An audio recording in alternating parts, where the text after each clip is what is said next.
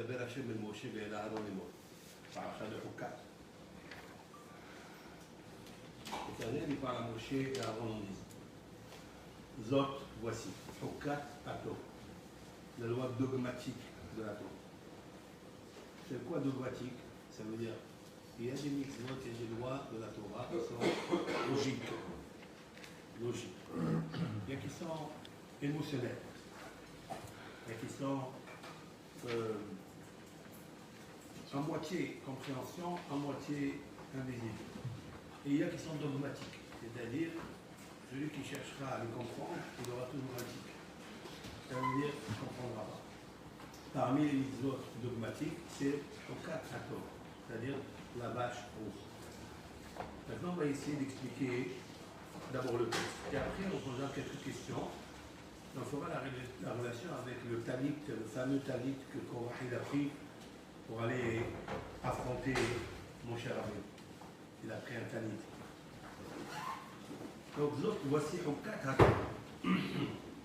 Hachem Siba Hachem est mort, que Hachem a ordonné les morts. C'est quoi les morts? Ça veut dire pour transmettre aux générations. D'abord, elle est Israël. Parle aux enfants d'Israël. Les coups et les chas, et qui prendront pour toi. Ça veut dire que les chas pour toi. C'est-à-dire qu'il n'y a que toi qui comprends. Et les chas, il n'y a que mon cher Rabbeinu qui est arrivé à comprendre le sens invisible de la lumière primordiale dictée dans la loi de la para Adouma de la Vallée. Il n'y a que lui. On va expliquer ça. Alors, c'est quoi la Hukat Torah? Tu prends, Veikho et les Chai prendront pour toi para Adouma, une vache rousse, témima, parfaite, Hachel En Ba'amoun, qui n'a pas de défaut. Bon, si elle est parfaite, c'est sûr qu'elle n'a pas de défaut. C'est un pléonasme. Nous avons expliqué Asher lo ala aleha ol, qu'elle n'a pas supporté un jour. Donc, Monta El-Azar à Cohen, et vous la donnerez à El-Azar à Cohen, le fils de Aaron, et aussi Ota El-Mihous la Mahane, il la fera sortir en dehors du camp de la Shekinah, ici, Mahane où se trouvait le Mishkan. Donc il y avait 3 camps. Premier camp, intérieur, le plus kadosh, c'est le Mishkan. Après, il y avait Israël, d'abord les Léviens qui entouraient le Mishkan. Après, il y avait Israël, et après, il y avait en dehors du Mahan Israël. Où allaient les Messoraïm, les lépreux, quand ils sortaient en dehors. En fait, ces 3D, ces 3 dimensions, avec la 4e dimension, en fait, si on veut comprendre bien, le Mishkan, c'est le monde des émanations. Il est à l'intérieur. C'est-à-dire que c'est le plus haut. C'est de là où émanent toutes les bénédictions. C'est là où émanent toutes les discussions que Akadosh Baruch Hu parle avec Moshe Rabbeinu, une belle chaînée à Kérovim. C'est-à-dire que la voix, elle passait entre les 2 chérubins, là où il avait posé le Aaron, et Moshe Rabbeinu, il entendait la voix de Dieu qui passait parmi les chérubins. C'est un grand sod, très grand secret. Parce que le Aaron, c'est le monde des émanations. Les chérubins, c'est le monde des âmes. Avec les 2 chérubins, c'est quoi les chérubins? C'est un garçon et une fille. C'est la physionomie, c'est la forme d'un garçon et une fille. Kerabia, garçon et fille, mâle, femelle. Comme quoi, que le monde entier, il passe par Zachar Unkeva. D'accord? C'est-à-dire mâle, femelle. Comment que du coup, dans la création, dans l'émanation de ce monde, il a créé Zachar Unkeva, Keraham, Adam. Il les a appelés hommes, les 2. Zachar ou Keva, tout ce qu'il a créé femelle, mâle femelle, tout. D'accord?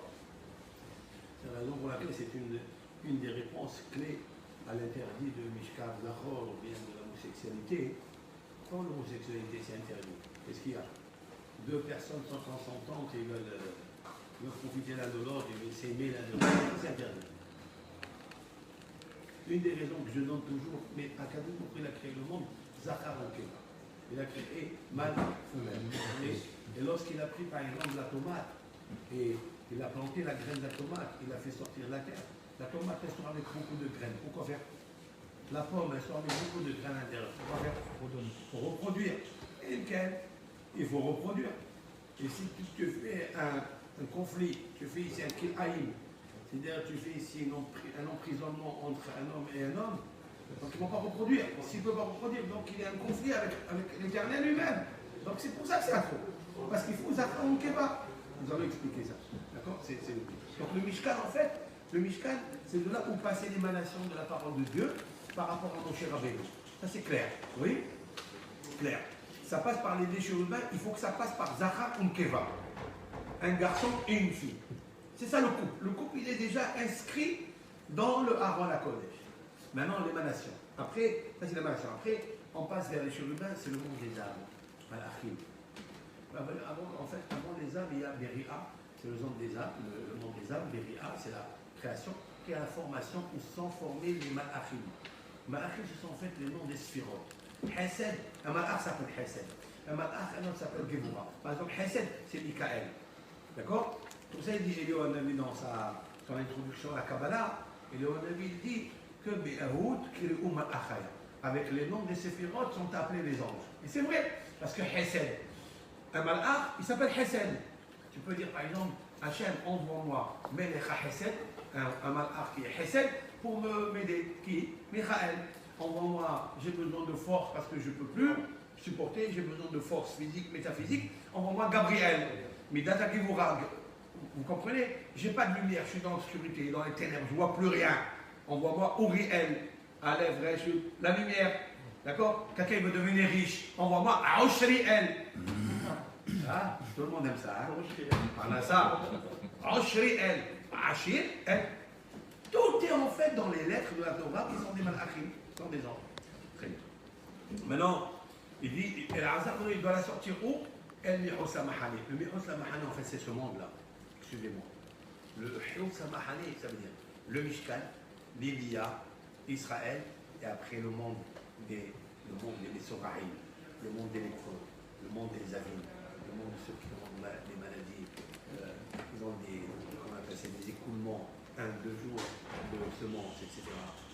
Et on sait très bien que ça, c'est pas normal. D'accord? Donc son corps, en fait, c'est pas son corps, c'est son âme qui est malade. D'accord? C'est pour ça qu'elle rejette le produit le plus beau, qui est la semence, qui fabrique, qui est émané, qui émerge, qui sécrète des enfants, sécrète la vie, sécrète le garçon et la fille. Donc, si tu n'es pas capable d'être dans le Mishkan, c'est-à-dire le monde des émanations, à ce moment-là, tu vas dans le Lévia, tu n'es pas capable. Lévia, c'est ici, c'est le monde des âmes. Après, tu as le monde d'Israël, c'est le monde des Malachim, parce qu'Israël, ils sont dominés de Malachim. C'est vrai ou pas? On le sait qu'Israël, ils sont dominés de Malachim.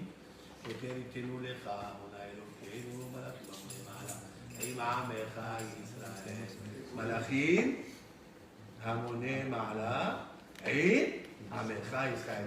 Donc, c'est donc on part, le monde des anges, c'est le monde d'Israël, le troisième, vous voyez? Et après, c'est le monde, le Hutz la Mahali. Il est en dehors du corps. C'est quoi? C'est ce monde. C'est celui où peut se produire la lèvre, de la chanara, le stress, l'angoisse, le soupir, le combat, la maladie. Tout se trouve dans le monde. Hein? Toutes les virus et tous les... Donc il dit, il faut qu'il la fasse sortir en dehors du corps. Donc ça veut dire quoi? Que la parole, elle est dogmatique. Elle peut enlever toutes les lettres, elle peut enlever toutes les maladies. Ça veut dire que nous sommes ici, dans le monde qui est le plus inférieur, dans la majorité du monde, l'influence est mauvaise, et la minorité, elle est bonne. Voilà. Et donc, ici, dans ce monde, qu'est-ce qu'il faut faire? Il faut prendre une para Adoma, la brûler pour la voir. Et avec ça, on élimine toutes les forces négatives, virus, corona, tout ça, grâce à la vache. Parce qu'elle est tellement rouge qu'elle enlève tous les rigueurs.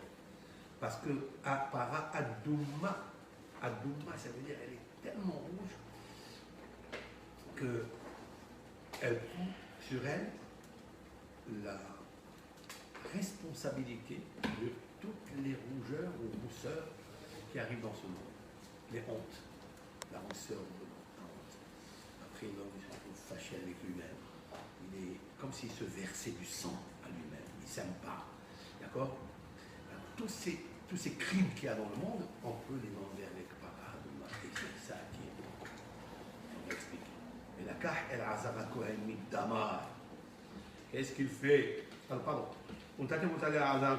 J'ai sauté une phrase. Mais aussi, il a fait sortir en dehors du camp, là où il y avait le Shahat, et il l'égorge devant Qui il le gorge? Qui est-ce qui les gorge? Hein? C'est pas marqué ça. Et c'est quoi les fanats? C'est quoi il le gorge devant lui? Rachid, les Shahat, les fanats. Il y a une tierce personne, Zar, une personne étrangère, fera donc la shahita, shohet, et l'azar, Oui. L'azar, juste il regarde.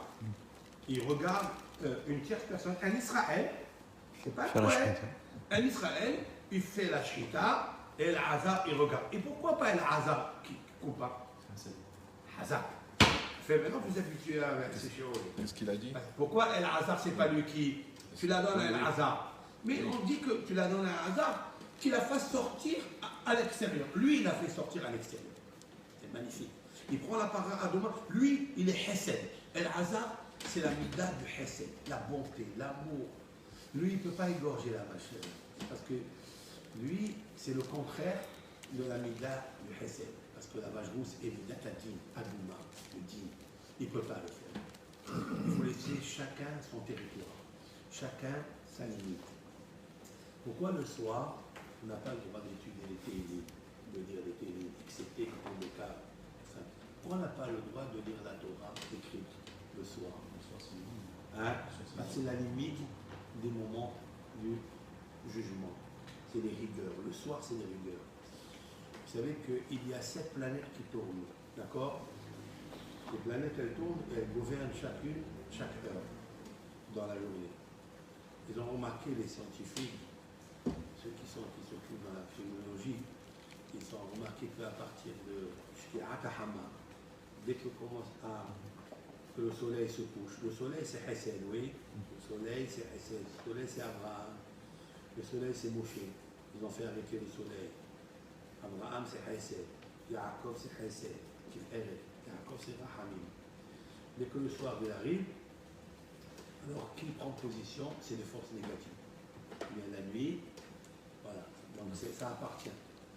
La Torah écrite, c'est la Torah Hesed, Rahamana. En araméen, elle s'appelle Rahamana, Rahem. Rahem Hashem. Elle s'appelle Dieu. La Torah, elle est miséricorde. La Torah s'appelle Rahamana, comme Rehem. Rehem, c'est la matrice. La matrice où grandit un enfant, avec un Hesed extraordinaire. Un enfant est grandi pendant 271 jours, comme la valeur numérique. Et Rayon, c'est-à-dire grossesse, il grandit là-bas, Dieu, psaume 23, il est à l'intérieur et il est tranquille. Le bébé est tranquille, il y a quelqu'un qui s'occupe de lui, il y a des malachim, des anges d'amour qui s'occupent de lui pour ne pas qu'il s'étouffe, pour qu'il puisse manger, que la maman ne soit pas malade, etc., etc. Tout ça, Rahem, Rahem, Rahem, Rahem. Rahem en hébreu, c'est la matrice. Rahem, c'est le mot Rahem. C'est aussi le mot Rahem, Rahamana, c'est-à-dire la miséricorde, la clémence. C'est incroyable. Ça, c'est bien. Donc, ça, c'est la Torah écrite. La Torah écrite, c'est tout et pur Hesed. Vous savez ça? Lorsque la Torah, elle a commencé par un geste de la part de Dieu qui est la bonté. Lequel? Et elle a terminé la Torah avec un geste de bonté de Dieu. C'est quoi? Première des choses que la Torah de Milut Hasadim, la Torah, le début, c'est Milut Hasadim, que malgré que Adam Arishon et Hava, ils avaient tout, il leur a donné Hachem tout, le Hesed, de quoi manger, de quoi boire, de quoi tout. Ils étaient dans l'endroit le plus beau, le plus merveilleux, le plus. On ne peut pas imaginer le paradis. Ok? Ils ont fauté. Et comme un Dieu, c'est marqué, Vayalbesh Otam Kotno. Dieu, il les a habillés avec des vêtements.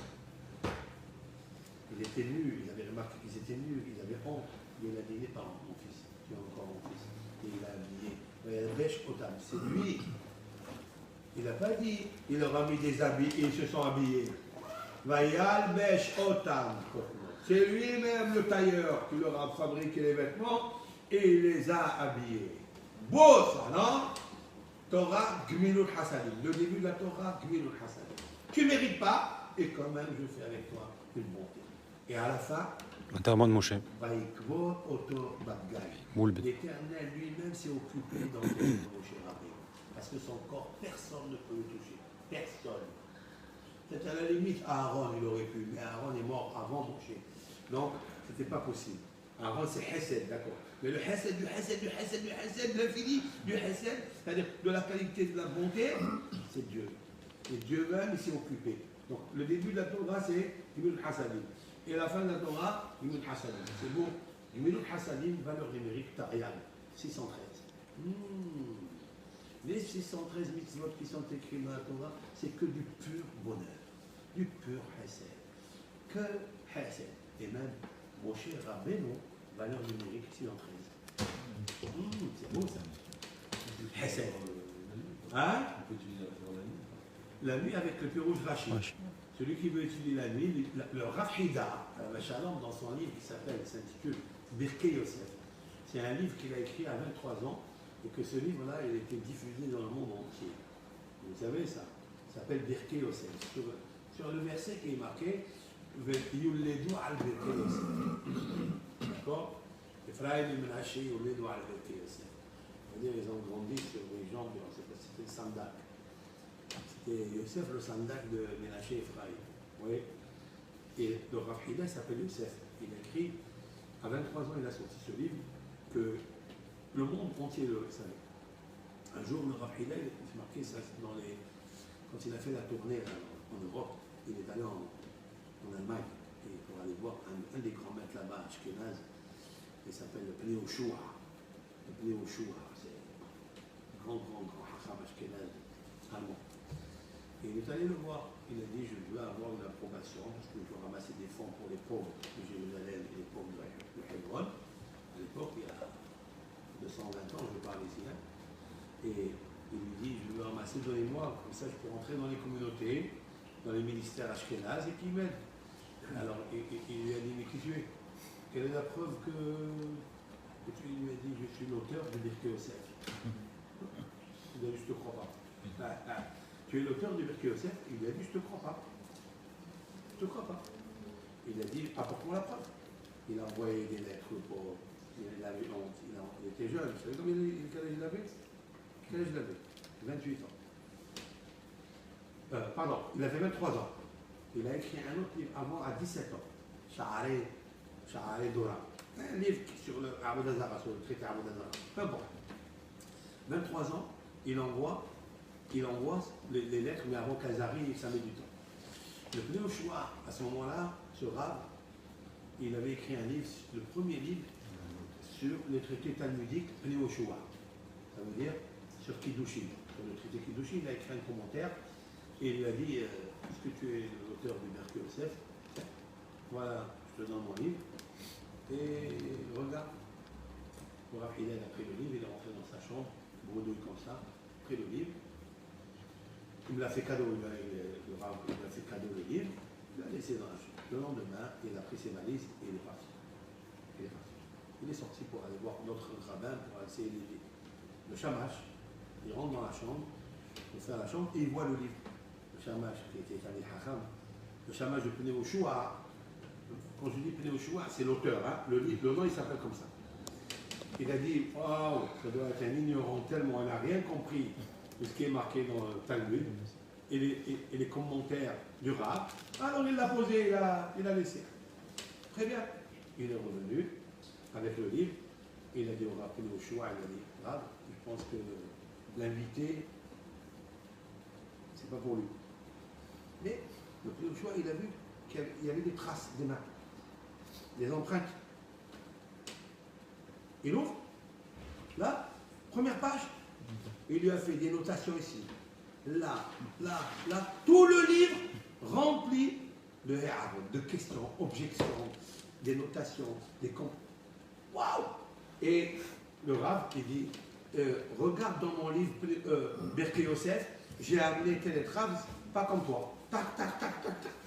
Tout le livre était rempli de héarot, d'interventions, etc. Et là, le Rav Pnei Yoshua, il a blémi, entièrement blémi. Il a tout de suite, après le Shabbat, il a dit, va me chercher le Rav de suite. Il l'a trouvé avant de prendre le bateau, il l'a trouvé, parce qu'ils lui ont dit, il vient de quitter, il est parti au port. Il lui a dit, s'il te plaît, reviens. Il a dit, non, je suis fatigué, je peux pas. Alors le Pneu Shoah, il a dit, moi, je vais venir. Et là-bas sur place, il lui a écrit l'approbation. Il lui a dit, Mihila, pardon. Et il lui a dit, là où tu iras, pense à moi et fais-moi des bénédictions. Ça est. Un rab jeune, et l'autre il était vieux. Et le Pneu Shoah et le Rav Hila, ils sont orgueillis de dire Veraiti panav chez la Pneu Shoah ou panav qui pnei Shekhinah.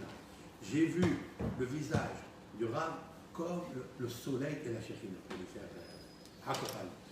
Donc le Rav Hila, le Rav Hila, donc Birkei Yosef, il a marqué que le soir, si quelqu'un il veut faire le Télim, quelqu'un il veut faire étudier la Torah, le Chumash, etc., avec le Pirouchim. Il faut qu'il fasse un commentaire de Rachid ou de Nahmani avec un Pirouche. Alors il n'y a pas de problème, parce qu'il va étudier la Torah. Quand tu fais un Pirouche, tu es obligé d'amener la Torah du Talmud. Le Talmud, c'est la Torah orale, et la Torah orale, c'est le Din. La Torah orale, c'est la puissance du Din. Vous savez ça? Étudier la Torah du Talmud, c'est la Torah du Din. Pourquoi? Parce que toutes les forces négatives, ils sont tenues par une femme, une femelle, encore une femme, elle femelle. Elle se mêle, elle met le feu. C'est ça. Femelle. Et il a mal. D'accord?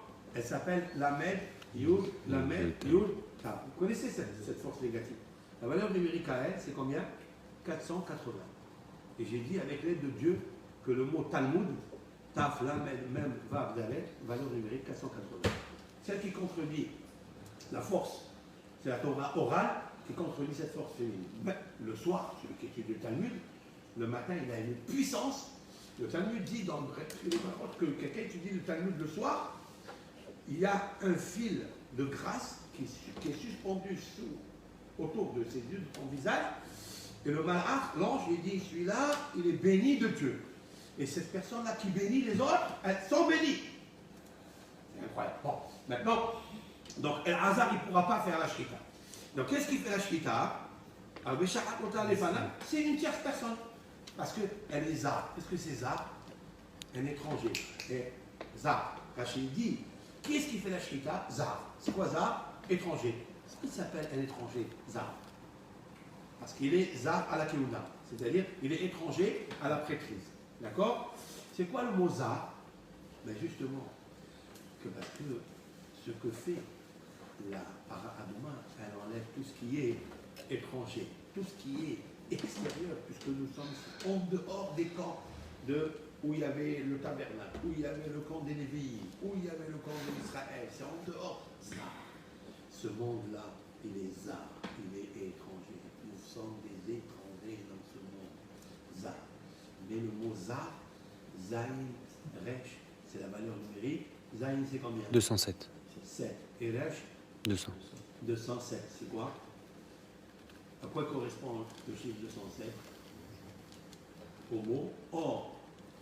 Or, c'est la lumière. La lumière. Aleph, c'est 1. Vav, c'est 6. Resh, c'est 2. 207.